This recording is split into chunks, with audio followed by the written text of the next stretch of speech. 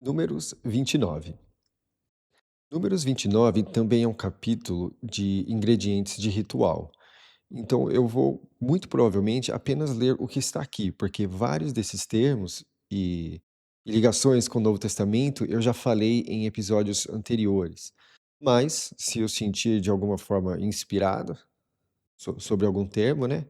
Lembrando que eu traduzo a palavra espírito como inspiração, então tem toda uma ligação aí também. Então, mas se eu sentir uma certa inspiração em cima de alguma palavra e falar a respeito, eu vou. Se não, vai ser apenas uma leitura de ingredientes de ritual. Então, vamos lá. Números 29, versículo 1. E no sétimo ciclo de mês, no do ciclo de mês, chamado puro vai ter para vocês. Vocês não vão fazer missão qualquer de serviço. Dia de alarme vai ser para vocês. Lembrar aqui que missão é a raiz da palavra anjos do Antigo Testamento. Então, que eu já comentei que muitas vezes parece que o que chamam de anjo do Senhor seria missionário de salvação, mas eu traduzo como informante para manter, porque eu gosto de manter as mesmas palavras da forma que elas são citadas no Novo Testamento. Então, ou eu escolhia missionário ou emissário, ou eu escolhia informante. Só que como também é a raiz da palavra evangelho, que significa a boa informação, eu achei mais importante manter o fato de que quem passa a boa informação é o informante. E como os apóstolos usam essa palavra informante em referência direta a esses emissários, esses missionários aqui no Antigo Testamento, eu optei por usar informante. 2. E vocês vão fazer ascensão para cheiro de alívio à salvação. Um touro descendente de bovino, um carneiro, 7 cordeiros descendentes do ano, completos. E a oferta deles: miolo de grão misturado com óleo, 3 décimas para o touro, 2 décimas para o carneiro. 4. E décima para cada um cordeiro, para os 7 cordeiros. E um bode de cabras, para erro, para fazer revestimento sobre vocês. Lembrar aqui que eu traduzo a palavra pecado como erro e eu traduzo expiação e propiciação como fazer revestimento. 6. A parte da ascensão do ciclo de mês e a oferta dela, e a ascensão constante e a oferta dela, e os derramamentos deles pela sentença deles, para cheiro de alívio, combustão, a salvação. 7. E no 10 deste sétimo ciclo de mês, chamado puro vai ter para vocês. E vocês vão rebaixar os seres de vocês. Vocês não vão fazer missão qualquer. 8. E vocês vão aproximar a ascensão à salvação. Cheiro de alívio. Um touro descendente de bovino, um carneiro, 7 cordeiros descendentes do ano, completos eles vão ser para vocês. Esse completos é no sentido de você não dar coisa que está faltando perna ou que está machucado, coisa assim. Porque tem que ser um animal inteiro, completo, eh, íntegro.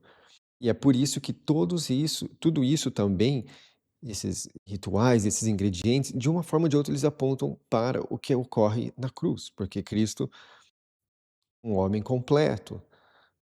Então, então é isso, é por isso que há a exigência de completo. E você tem que dar o seu melhor para o Deus Salvador, não o que está aleijado, o que está ruim. Né? Inclusive tem um versículo que dá um exemplo, né? Você não ofereceria para o governador da sua cidade um banquete, né, incompleto, né? Você sempre oferece o melhor para as pessoas. É, quando você tem uma visita na sua casa, você tem uma visita de alguém importante, né? Você oferece do melhor, né? Então, imagina para o Salvador Deus de toda a terra, né? Você oferece o melhor. Ele é o governador dos governadores. 9. E a oferta deles: miolo de grão misturado com óleo. 3 décimas para o touro, 2 décimas para o um carneiro, décima para cada um cordeiro, para os 7 cordeiros. 11. Um bode de cabras para erro, a parte do erro dos revestimentos, e a ascensão constante, e a oferta dela, e os derramamentos deles. E no dia 15, e no dia 15, aqui é para trocar. Porque o texto, ele às vezes usa, né, os ordinais, às vezes eles usam números comuns. Então eu tento manter, na minha exigência, eu tento manter exatamente. Então, se o texto fala o 10º dia, eu coloco 10º dia. Agora, se ele fala no dia 10, eu coloco dia 10. Mas aí eu tenho que inverter as palavras no português para não ficar estranho. Então, às vezes, eu tenho um escorregão. Aí eu coloco, ao invés de colocar aí no dia 15, eu coloco aí no 15 dia. Olhando parecia que seria, tipo, ir no 15º dia, mas eu sou muito chato pra ter isso, sabe. Se aqui é o número, então vai ser o número, eu simplesmente altero a sequência das palavras. Então, às vezes escorrega, mas eu gosto de tentar ser o mais específico possível à medida do possível. Por isso que tem coisa que tá sétimo, tem coisa que tá 7, tem coisa que tá 15, tem coisa 15º, né. Especialmente em dias, porque em dia não muda muito para nós usar 15º ou dia 15, né, o 15º dia ou o dia 15.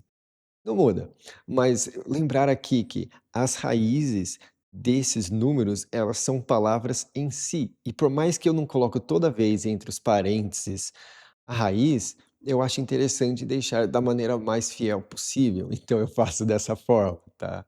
É um capricho meu. Enfim.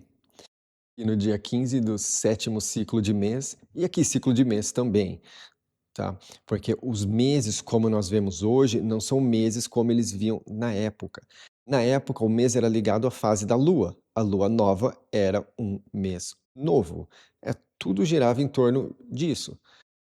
O plantio e tudo, eles sabiam por conta das fases da lua. Então eu quis colocar uma diferença entre o que eles consideravam mês e o que nós consideramos mês. Por isso que na tradução da Bíblia eu uso ciclo de mês, que é para ter essa diferença, né.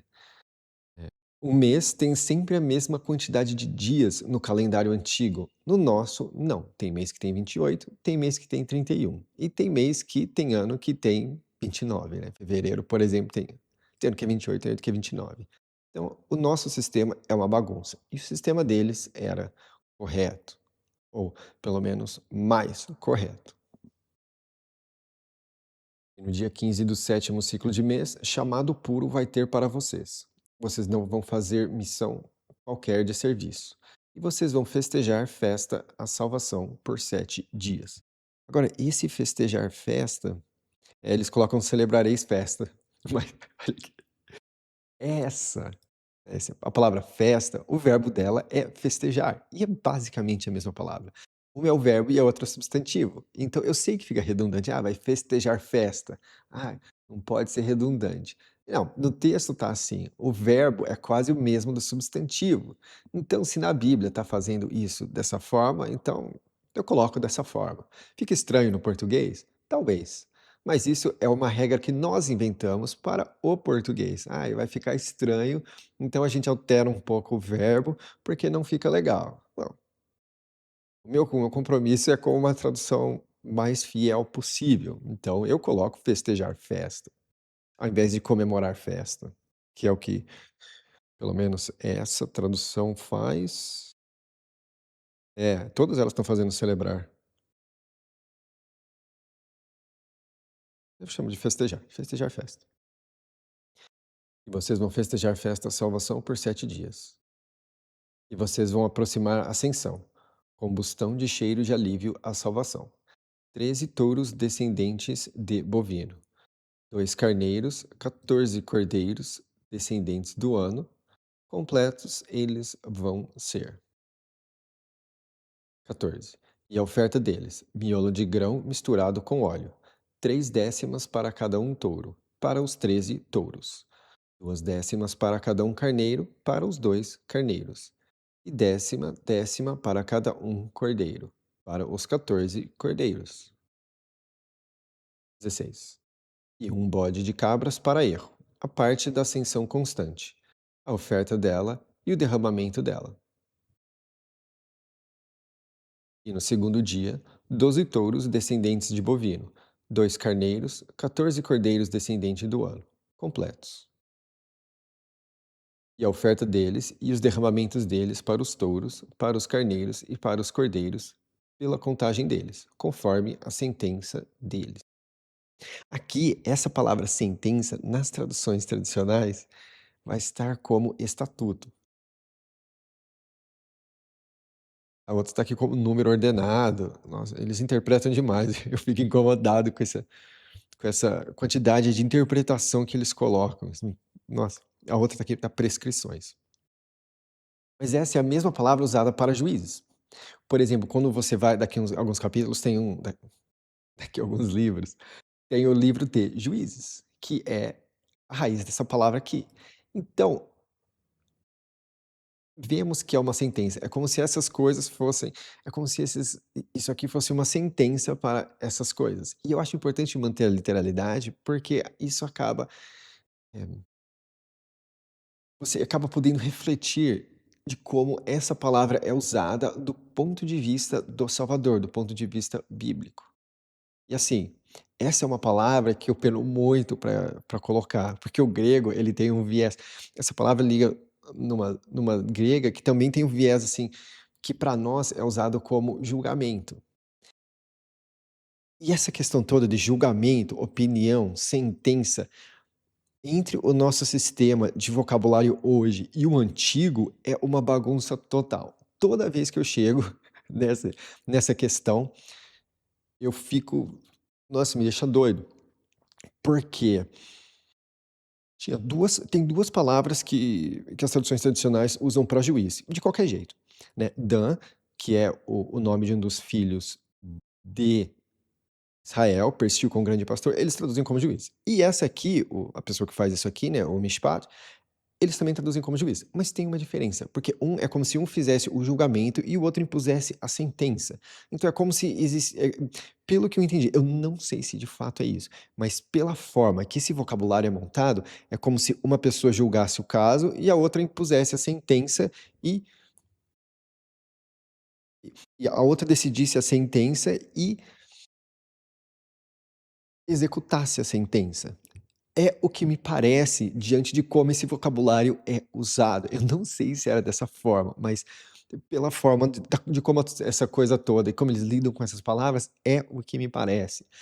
Nós hoje em dia é apenas o juiz, tá, então, o juiz ele faz todas essas etapas.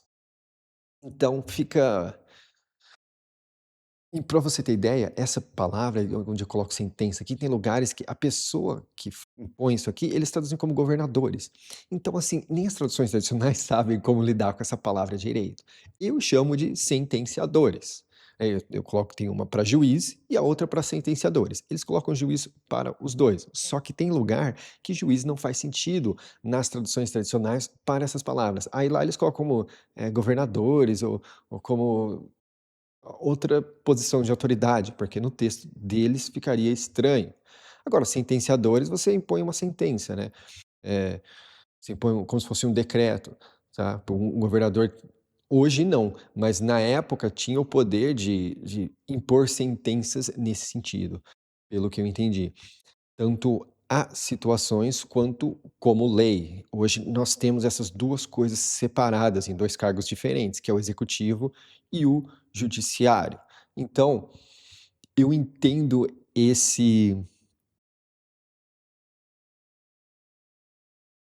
essa lacuna que tem, mas eu não concordo. E por isso eu coloco sentenciadores, para poder manter o vocabulário mais fiel, do próximo possível, do que de fato é possível. 19. E um bode de cabras para erro, a parte da ascensão constante, e a oferta dela, e os derramamentos deles. E no terceiro dia, 11 touros, 2 carneiros, 14 cordeiros descendentes do ano, completos.